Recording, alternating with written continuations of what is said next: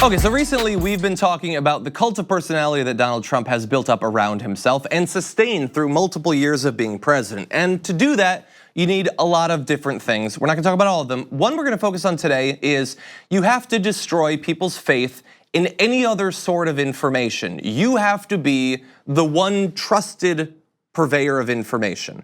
There are a few perhaps that if you give them your say so. If you say Sean Hannity is a great guy, like today Donald Trump did in his press conference. If you say that Rush Limbaugh, great broadcaster, then people will trust them so long as they maintain your approval. He's turned on people before and we've seen them cast off into the shadows. So I apologize that I'm going to depress you a little bit, but I want you to know how successful Donald Trump has been in this particular part of developing a cult of personality. And it has to do with the faith that his supporters have in different sources of information. So we're gonna compare a few, I would say roughly on exact ends of the spectrum of trustworthiness. So first, 15% of Trump voters found Infowars trustworthy to some degree, 4% very trustworthy, 11% trustworthy. So you might look at that and say, but John, isn't that good news? Because only 15% of Donald Trump's supporters find this bizarre conspiracy site on the website to be trustworthy. First of all, please raise your standards. Second of all, it's not the absolute value of how much trust they have in literally the least trustworthy source of news that is available on the internet. I mean, I would say I would trust 4chan over Infowars because hypothetically a rational person could wander onto 4chan and post something. That would not be allowed at a place like Infowars. So let's compare it then. Let's take the 15% who say that Infowars is at least somewhat trustworthy and compare it to a more traditional source of media. 15% of Trump voters deemed the New York Times trustworthy to some degree, which could also be worded to any degree. 5% very trustworthy, 10% trustworthy, while just 15% viewed the Washington Post trustworthy to any degree. 5% very trustworthy, 10% trustworthy. Those numbers are virtually indistinguishable from the percentage of Trump supporters that feel like Infowars is trustworthy at all. So look, New York Times can get things wrong, and they do sometimes. The Washington Post can get things wrong, and they do sometimes. But their goal is obviously not to deceive you. They don't have gigantic meetings of their journalists and their boards and their CEO and says, okay, what do we want to push? How are we going to lie to people? What would be the most convincing lie that we could push? But that is literally what happens in Infowars. There might be some there that are true believers, but they know how they make their money. They know what people go to them for. And people on Trump's side can't tell the difference between those two things.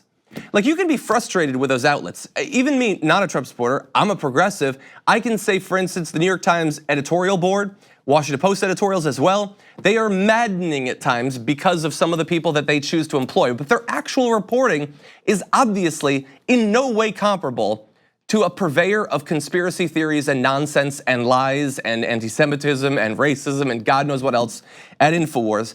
But that's not even the worst information. Because it's not just about can you get these people to trust insanity, it's can you kill their trust in other places. And so 52% of Trump voters deemed Infowars neither trustworthy nor untrustworthy, showing that they remain neutral on the most obviously fake site on the internet, while 32% felt it was untrustworthy, meaning that just 1 out of 3 have any sort of critical thought when it applies to a place like Infowars. Now let's compare that. Just 16% of Trump voters felt the Times was neither trustworthy nor untrustworthy, meaning he has killed their objectivity or neutrality towards the Times. 69% viewed it as untrustworthy to some degree. As Brett Ehrlich would say, nice.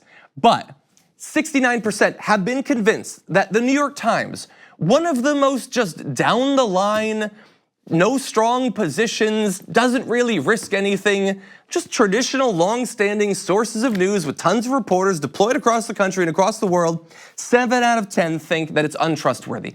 That is far, far more suspicion and doubt and fear than they have towards literally people who go on the news and dress up like giant frogs and talk about how they're trying to set off gay bombs to change their sexual orientation.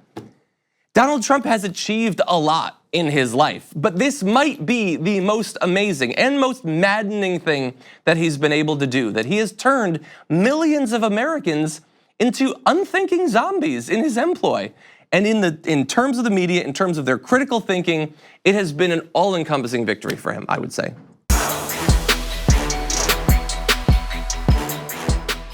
Thank you very much for watching this clip from the Damage Report. If you liked it, don't forget to subscribe to this channel and ring the bell on YouTube to get notifications of our new videos. And of course, you can catch the full Damage Report live every weekday at 1 p.m. Eastern, 10 a.m. Pacific on TYT Network on YouTube TV.